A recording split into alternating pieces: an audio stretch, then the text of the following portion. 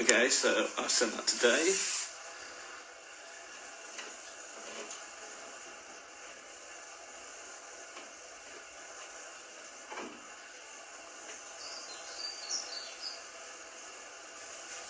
Dave's joined. Perfect. So, Dave, I think either you can... Oh, here we go. Perfect.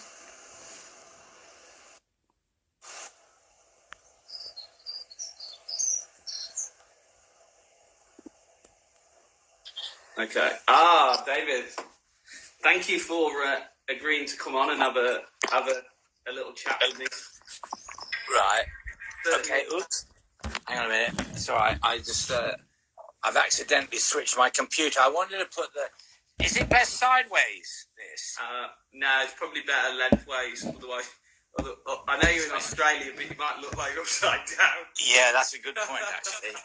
Yeah. Right. Just going to work out how to organise this. I think I'll put. Yeah. If I had it like, is that okay? No, you won't go upside down, will you? That's all right. Yeah, that's the best way there. Okay, so what I'm going to do, I'm going to hope we've got enough juice to do it, because the plug is in the bottom of the phone. Don't worry. Do you see what I mean? We will. Whatever we last for, it'll be brilliant. I just thank you for agreeing to come on and have a little chat. I know there's a lot of people who were. How's that? Interested. That's perfect. That is perfect. Right. There was a lot of people who were interested to hear, and I thought, you know what? I think David would be a really interesting person to have a chat with. You know, reference. Well, I feel under pressure now. You've put me under the pump here, but anyway, all good. Well, everything you do is under pressure, so we should be all right. Yeah, I know. Yeah. But I thought I just want to chat with you about, how you've, adapted your coaching method into golf. Because obviously, when I first heard of the name Dave Alred, it was going back to the Rugby World Cup when Johnny Wilkinson was kicking balls through, and with unbelievable accuracy at the biggest time probably of a player's life. And then the next thing I see Dave Alred is working with Luke Donald, and I thought, what an amazing different to go from rugby, which is obviously a completely different sport, to golf, and then to take somebody, and move them so far up the tree, and then to do this, obviously do the similar thing with Francesca. I mean, it must have been a big difference going from rugby to golf. Well, it's funny that, but the higher up that you are in sport, with the increase in standard becomes the increase in consequence. And as that gets bigger and bigger, believe it or not, the sports actually converge. Oh, okay. So the sort of mentality of preparing for a great event, and I don't like saying the best game of your life, the most important game of your life, because I think that actually is just clutter.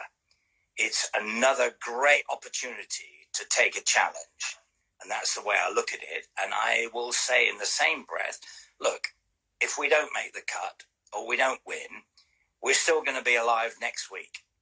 Whereas some people like to think it's do or die, and I think that's A, unhealthy, and B, I don't think.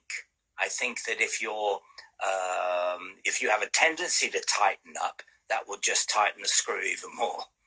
Yeah. So I don't adhere to that. But in terms of getting ready to do your very best on this occasion, and if you have the right habit, when you do that, you then review it afterwards, and you don't review it with good or bad.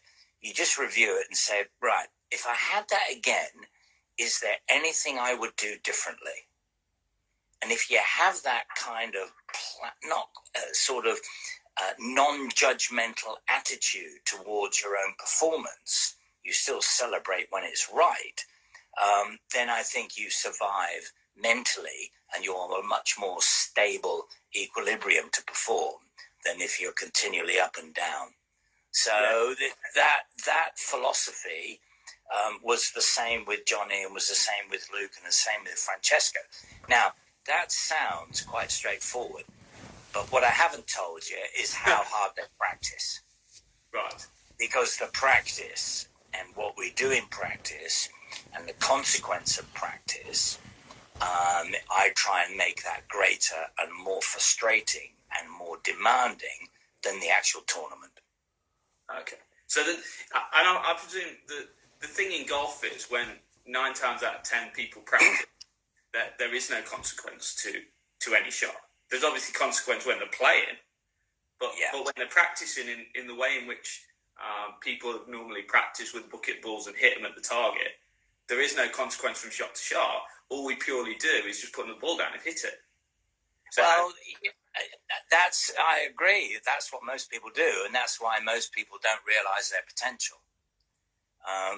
If however, I say, look, okay, there are 4 different targets on the range, okay, and you can measure them with your rangefinder and so on, and you know roughly whether they're within 10 feet of the pin, okay? And what I want you to do is and the first one might be a pitching wedge, the next one might be a 7-iron, and the next one might be a 3-wood, and then the last one is a little chip, 30 yards, okay? And I said, okay, right, the 3-wood, you can go between, that marker and that marker, okay? And what I want you to do is to see if you can get all 4 in a row. Okay. And you would be amazed at how wound up people get. Yeah. Because each one is demanding, and it takes a lot. And I did this with a guy, I won't tell you his name because he's probably European Tour standard here in Australia. And we just did 3 sequences. We did 1 chip, a 9-iron, and a 4-iron. And it took him 40 minutes to get it right. Wow. And he was fried at the end, completely fried. He said, I've never been like that because everything was demanding. Every single shot demanded, and it was a different club, and you had to start again. And that's the bit that people tend not to practice, is the actual resetting and starting again. Because if you think about it, golf, as in goal kicking, is only 1 shot, 1 opportunity. Yes. So it doesn't make a lot of sense to hit 50 balls with the same club to the same target. Yeah. Because in fact, your only match shot is the first one. Yeah. Do you know, it's interesting that is because, I have this thought with a lot of the juniors I teach that, all we are training to do is be able to execute the shot when we need to do it. Yes. Sometimes what happens in practice is almost this trial and error way of doing it. So if the first one doesn't work, I'll try something else. Until at some point one goes at the target and they go, oh, good shot. And I said to him, yeah, but how many shots has it taken you to actually do that? Yeah. You start putting different targets in, 4 different targets like you suggested and things, which give 4 completely different disciplines to power. So you full shot and then you've got one that's 30 yards. You can actually get more frustrated as well. If you get to the last one and it's a chip and you fail, or you don't actually do the last one, which you would perceive to be the easiest one, correctly. You're going to start again. Yeah. I think the thing is, I think the problem that we have in society and hence with younger players and people starting up, people don't buy green bananas anymore. They're not prepared to work. They're not prepared to say, this is probably going to take me about 8 weeks before I get confident of it. It is actually, I've had a lesson and, why can't I do it? And then what happens is, and unless the language is right and the way and the environment and so on, then what happens is I can't do it as well as him, regardless of who him is. Yeah. Therefore, I'm a failure, and I give up. Yeah. Because nobody likes failing. Because I think, unfortunately, in this society, failure is frowned on. And people don't understand that actually we want to have another word there, because actually it's, I wasn't able to match my intention, but I'm going to do something different so that I can match my intention. But the shorthand for that is, unfortunately, is I messed up. I'm not any good. Yeah. And I got 1 out of 10. And therefore I'm rubbish. Because even the way people calibrate scores, to me, is horrible. If you know, out of 10, if I said to somebody, well, you know, how good are you? You know, they'll say, oh, I'm about 3 out of 10. Now, what they're really saying is, I'm rubbish. Yeah. And I said, well, what do you like at this? Oh, I'm about 8, 9 out of 10. And I said, okay, so how far can you improve? And then they think about it and they go, oh, yeah, I can't improve very much. I said, well, of course you can. You're not number 1 in the world, are you? Therefore, you can improve. You know, and that, and even if you're number 1 in the world, you still have to improve. So the point I'm making is that we're cluttered with a lot of stuff that doesn't enable people to have the freedom of learning how learning should be. Yeah. And I think that I think there's then a balance between the ability to practice in a way that allows you to improve, and then just practicing a technique that really has no consequence to yeah, well, right. So let me just come in there. There's actually, I divide practice into 3 segments. I have repair, which is technique, which is learning a technique, which is very, very important. Then I have training, which is number of reps. But there's a consequence with it. So, you know, let's just see how well we're mastering this 9-iron. Okay, there's our stock distance. I want to see how many 9-irons it takes you to get 5 within 10 yards. So that might be a mid-handicapper. Yeah. Okay? Yeah. Now, if I do it like that, there is no failure. There's just relative degrees of success. Yeah. Because if it takes me 5, you know, then I'm going to say, okay, right, let's try that again. And now let's reduce it to 5 yards. Yeah. You see, and if it takes him 15 to get 5, I'm going to see, well done, really good application. Now, what do we need to do differently so that we can get that number down for you? Yeah. But he has not, or she has not failed. Yeah, I get, and I think the thing with that is as well, I've certainly seen it in younger ones, is it develops that professionalism to actually set up in a way that they would on the course, and have a routine to doing something, as opposed to just hitting it. Because clearly, if they just hit the ball at the 9-iron at the target, it might take them 20. If there's actually a time, you know, where even if they go back to their bag and they put their club away, then they start again, but there's your ball. You can get so much more out of a player. Absolutely, yeah. You know, But do you know, there is another another issue, is that we are so outcome driven as coaches often that it interferes with the learning. Now, I have got a golden rule, is I commend effort and commitment before outcome. Yeah. If I've got a kid who's working really hard, you know, I find out what's right, and I might say, you know, your posture is outstanding today. Forget about what's happened with the balls, okay? but I just love the way you commit to every single shot. You know, and I need them to feel good about putting effort in. And that even goes with professionals. I'll tell you a story, and I'm sure Fran won't mind me saying this. First time I worked with him was in LA, pre to the, I think it was Northern Trust then, rather than the Genesis. And it was our first, and we arrived a day early, and we did a whole load of short game stuff. And we did some standard stuff. Okay, right, let's just put the balls down here. Okay, let's chip to that flag over there. How many does it take to get 5 within 3 feet? And 3 feet is just the putt, is the putter length. Okay, so, and the caddy was helping me, so it was really good. So, right, okay, that was good. And we got to the stage where it was 7 to get 5. I mean, obviously, we're talking about PGA player here. Yeah. And then we moved it round and took some out of the bunker. Same thing again, and we did some out of the rough and so on. And the short game area was quite a collection of stuff on it. And then I just said, well, let's try this from the rough here.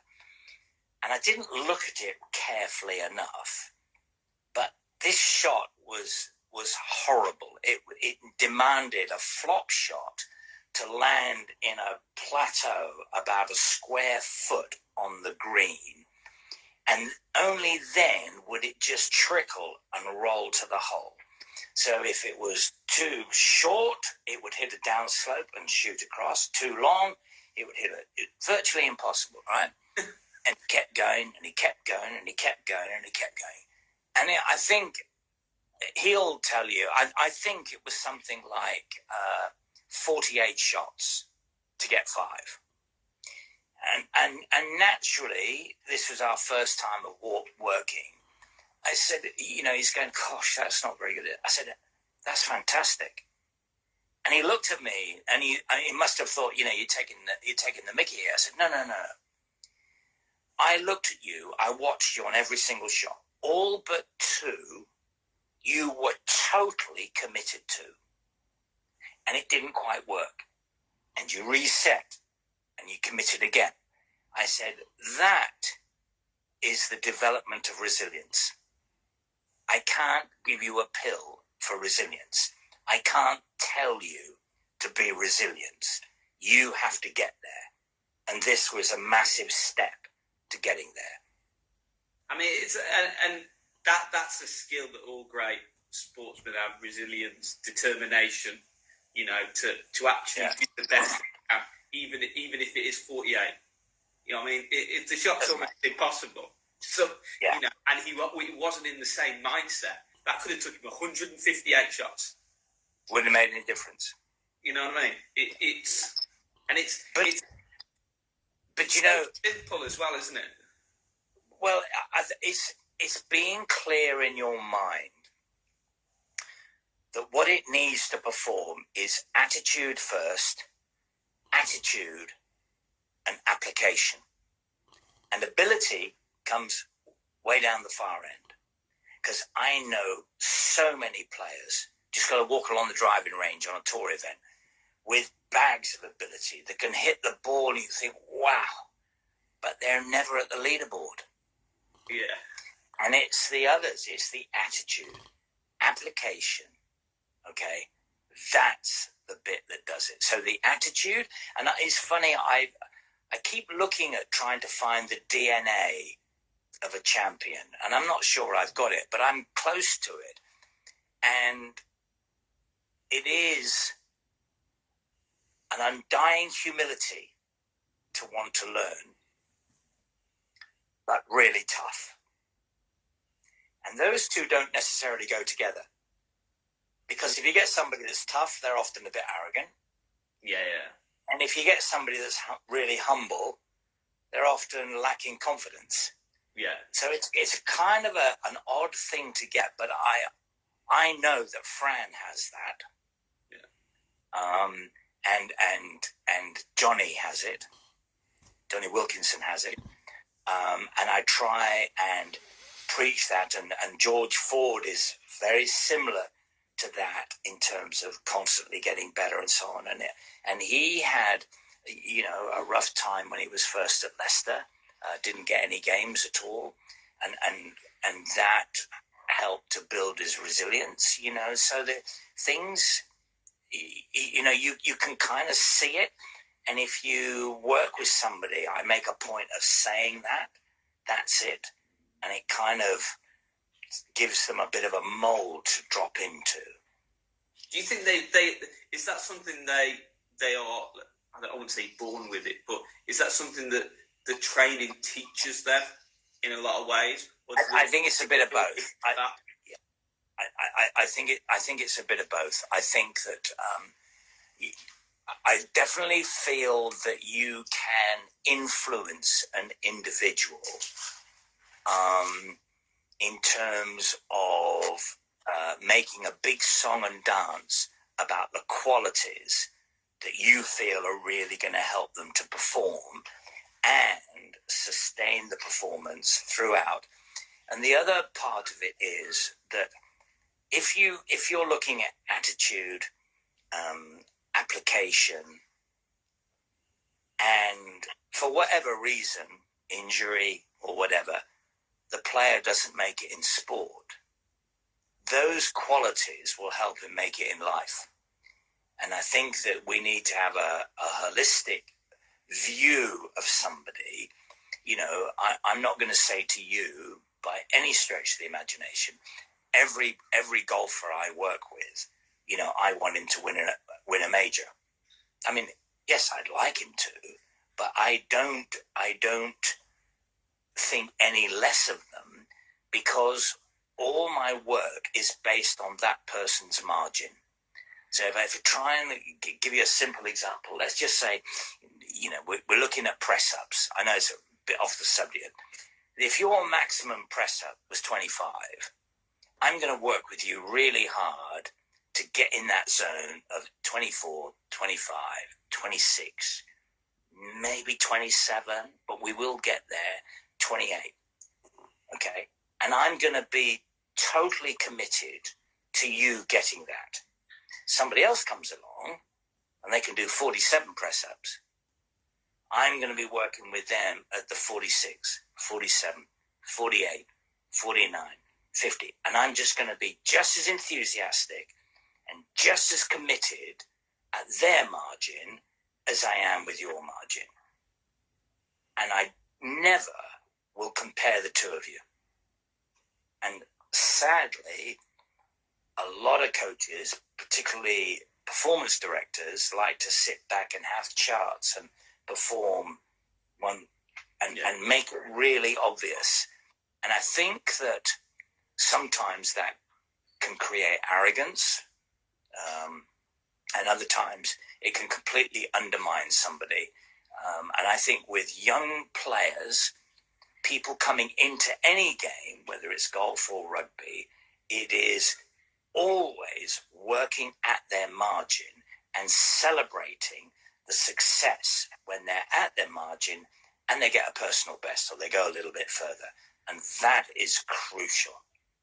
I think that's interesting as well, Dave, because certainly, let's say from a golfing perspective, it's very easy to end up playing against somebody else and losing, even if it's just around the green or the chipping green.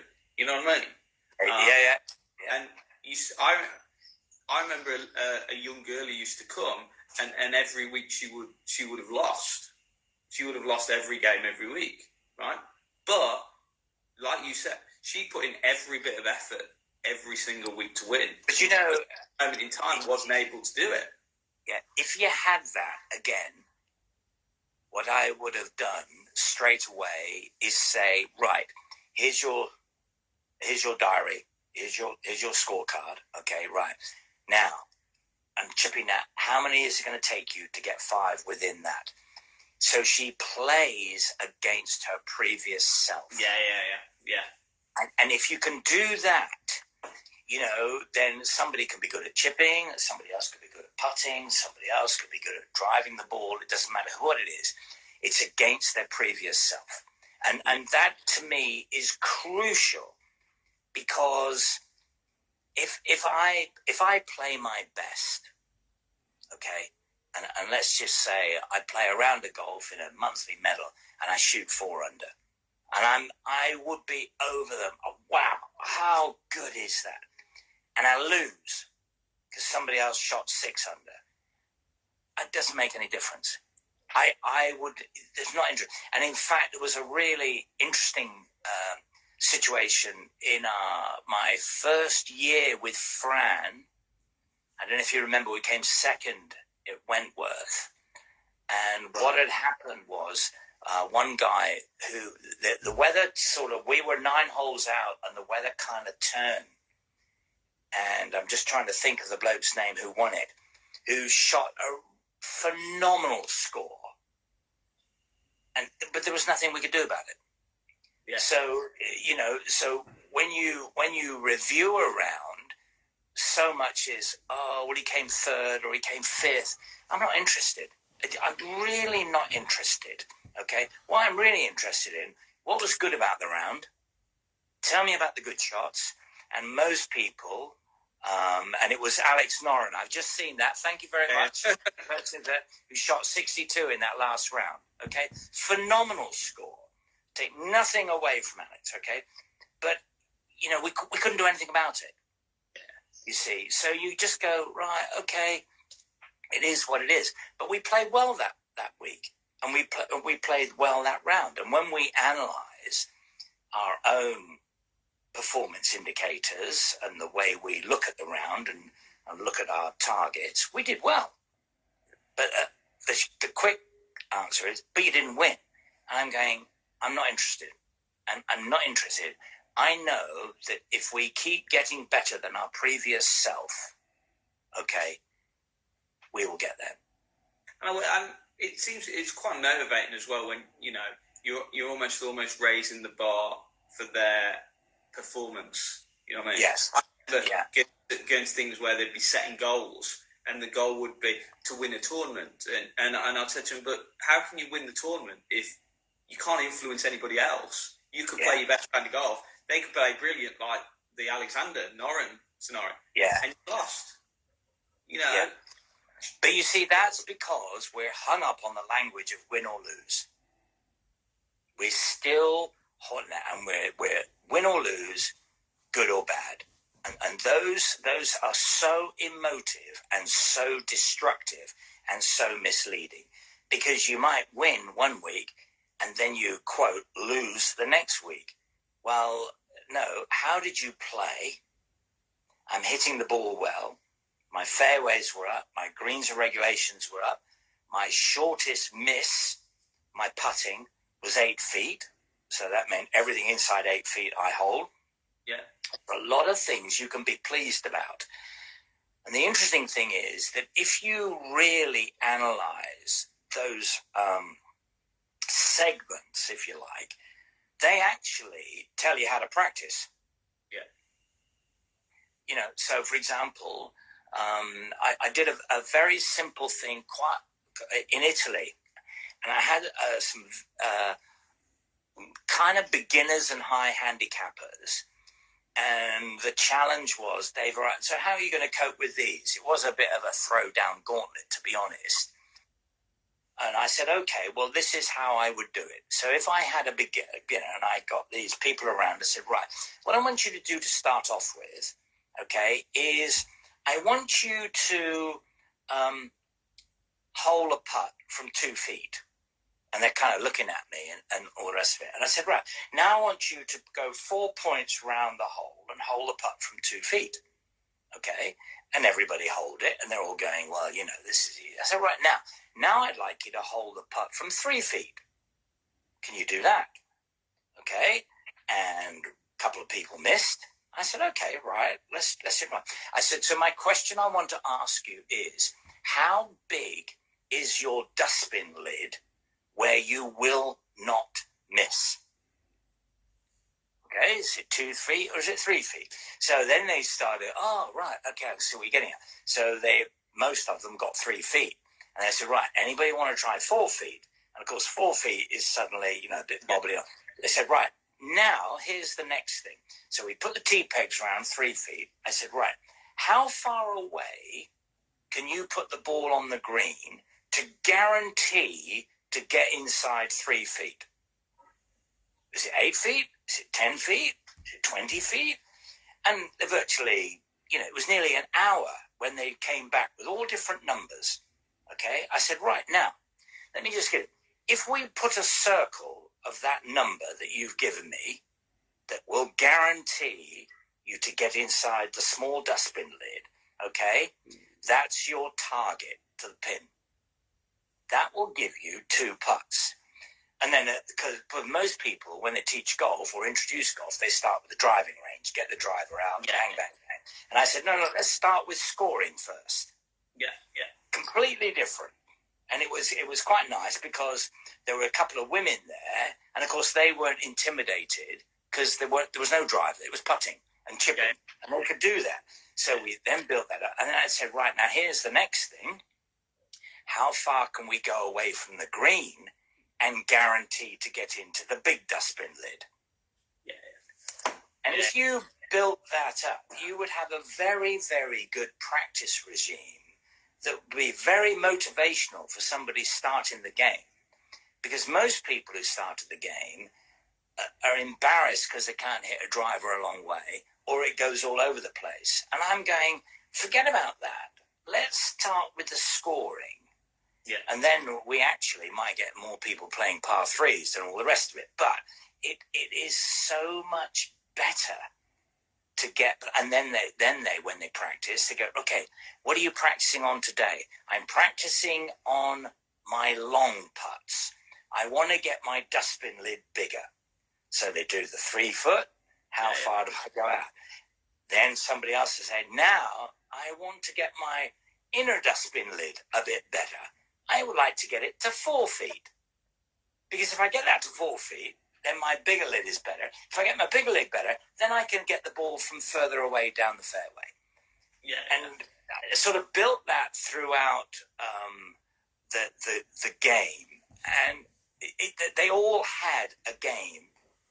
And I'm hopeful, cross fingers, that the pros there took that on to teach them how to practice. Well, and I think the player then understands as well, Dave, what they want to practice to become better. And why, yes. You know what I mean? So there's an ownership then of I want to get better at this because that'll enable me to create this score or go further back, Exactly. Which is, I think is a great way of doing it. Great way. And the interesting part is that there's a realization as well, isn't there, as to, what will allow you to, let's say, make an up and down. But and also, the other thing is, there's a realistic expectation. Yeah. You're not, I play against somebody, let's say, who's off scratch, and I'm playing off 15. Just let's get real about this, and it's not good or bad. It's, that's his dustbin lids are going to be a different size to mine. So what? But if I kept working, I could get my dustbin lid smaller. And it suddenly, it's a much, and also for beginners who, if you like, mentally, particularly older people don't like failing. There's a real negative avoidance about doing something that's uncomfortable or has a high risk of failure. Now, I believe that if you do the bins, there's no risk of failure. Yeah. Because we're only building on your own success. Yeah. And it doesn't. There's no. How to put it? There's no advantage to size or strength or age or nothing at all. To that, you know what I mean? It's a clean. It's a slate where everybody can do it. You know what I mean? And absolutely. And I think that is the priceless thing about golf. I wish it was more. I wish the golf fraternity and the clubs and if you like the culture around golf was more inviting. Yeah. Well, there's certainly always this outcry in the UK for more people to play golf. you know, or more people to take up golf, you know, and maybe it is the culture of how the game's learned, which is purely you know, what you, how many golf clubs would be prepared to take 9 holes out? Now, if you've got 27 holes, that's fine.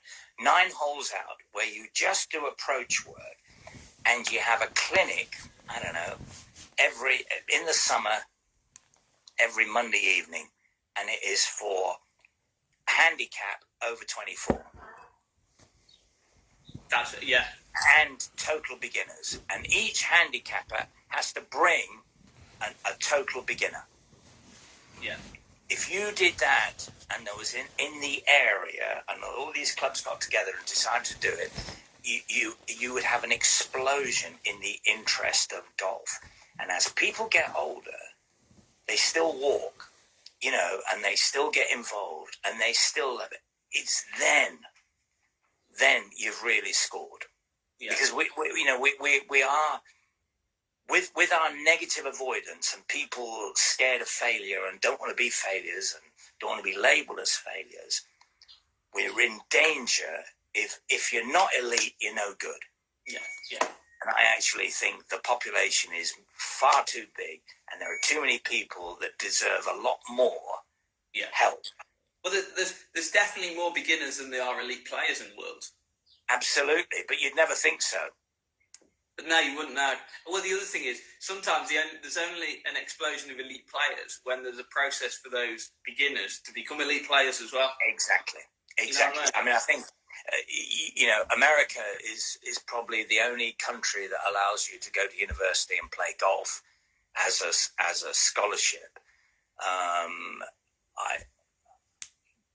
I'm not totally enamored by the system because it tends to be most players just develop to become competitors rather than develop as players. Yeah. But I still think it's a bit like, I don't know if you remember the explosion in squash in the UK, and everybody built squash courts everywhere, and there were squash ladders and so on. And the mistake they made was that the same number of people were playing squash more often. There weren't more players. And when that cohort, squash is quite an energetic game, gave up, and then all of a sudden people, what are going to do with the squash courts? And they all became gyms or aerobics rooms and so on and so forth. And it's because they did not spend enough time making squash more accessible to more people. I think it's brilliant, Dave. And I'm, if I just move this into another dimension, because I'm just conscious of time. I've seen your presentation probably a couple of years ago. I've read the book, The Ugly Zone. I know a couple said to me, "Can you ask Dave about the ugly zone?" Can he give us an insight into the ugly zone and how you've incorporated that into players' practice? Well, I think the ugly zone, if I go back to my analogy of the press ups, okay. So if you could do whatever I said, I can't remember, 20 press ups, okay, your ugly zone probably starts about 18, 19, 20, 20 and a half, maybe 21. That's the ugly zone. It's the point in which you cannot match your intention. So the ugly zone in chipping might be, okay, right, I'm now 15 yards away from the pin. Okay, I want to stay out here until I can get 5 inside 3 feet, inside 10 shots.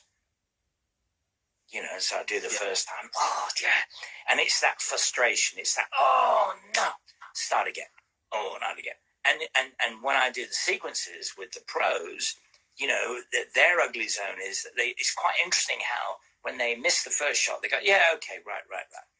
And they miss it again. Yeah, right. And it hasn't really registered yet. And then after about the 4th, 5th, 6th attempt, it's now they're in the ugly zone. And that's where I need them to be. Because now we'll start to get resilience. Now we're actually under the prem. And the biggest challenge, and it's the same with goal kicking, is when you practicing and you miss a couple, your brain flicks to, I don't want to miss. And when it does that, it forgets how to kick or how to hit a ball. And even though you're missing, you still have to focus on the process. So if you've hit a ball in the water, chances are you were thinking, right, I just hit it down to the left. Whatever happens, I don't want it to go down to the right in the water. And we all know that's where the ball goes. Okay. And the brain is a very fickly thing, because as soon as you introduce what you don't want, okay, then it will do it. So if I ask you and I said, right, okay, now I want you now for the rest of this interview is to never, ever think of the green elephant. Then I'll think. Sorry? Then you've now you've sowed the seed now. Exactly. And you have to remember what to forget. So you can't forget it. So you have to displace it and really, really focus on that target. And there is another skill that where it helps you to do that is that you try and make a simple target really, really difficult. So what I mean by that is if you've let's just say the pin's in the middle of the green and you have a shot and you think, right, this is pretty easy, I should be there. And again, well, it isn't easy. It might be easy to get it on the green, but how easy is it to get it to do 3 bounces and drop in the hole? Exactly 3 bounces. And you watch how the engagement suddenly changes into that detail. Or can you now hit it so it's one bounce past the pin and then come back? So let's say the guy's got a 60 wedge or something like that. You watch the difference in intensity when that happens. And that, that's another skill that the player has to kind of develop, and goal kickers do it. If you've got an easy kick at goal, if there is such a thing, you aim for the middle of the middle. And you get dirty with yourself if it doesn't go the middle of the middle. It might still go over, but it might be a bit of a wobbly hit. Well, you're not satisfied with that. So I want to know how many were middle of the middle. Yeah. Because that's what we're really going for, not just getting the ball over. Yeah. And I suppose in a performance perspective, if you stay in the process and I'm going to hit the middle of that goal, and you don't quite get it, it's still going over, isn't it? It's just your own. Yeah, but I just think that if you hit something and it doesn't go quite right, if you continue on down there and don't do anything different, that eventual not quite right will become a miss. Yeah. I just that there's I've noticed on the screen there's a guy there who's actually asked, could you train during a lockdown? I don't know if it's come up on your screen. Yeah, I've got that. Yeah. But yeah. I think in terms of, I mean, straight away, I'd like to just tackle that with putting. Yeah. For example, putting is a great one you can do, and chipping on a carpet. There's loads of things you can do. But if I just give you a couple of examples to put you under the pump, okay? One very, very good practice for distance control with chipping, and we know with wedges, the sort of the sin is deceleration. Yeah. We will. Okay. So what you try and do is you find the longest part of your carpet. If you're in a flat like I am here, this room's joined together, so we've probably got 15 feet, okay, of carpet. So from 15 feet, what I would do is put a little T-peg at one end, and then 2 T-pegs at the other end. So I've got a gate and I've got a finishing line. And that gap, start off with, would be, I'm just going to give you that you can decide. Let's say it's going to be 6 feet. So I've got a 6-foot channel and I've got 5 balls and I have to hit them so that they stop in reverse order.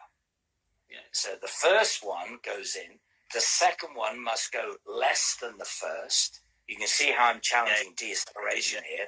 The next one less than the second. Okay, the next one, and so on, inside 6 feet. If one ball overtakes another, off, start again. Yeah. So once you've made a mistake, okay, then back to 1, back to 0, okay? Yeah. And what you try and do is, it may be that you might start at 8 feet. And once you've got 3 times, you've got all 5 balls in the sequence, okay, then reduce the column. So from 8 feet, it's now 7 feet, and then start again. And I think that things like that would give you real sense of touch. You probably, when you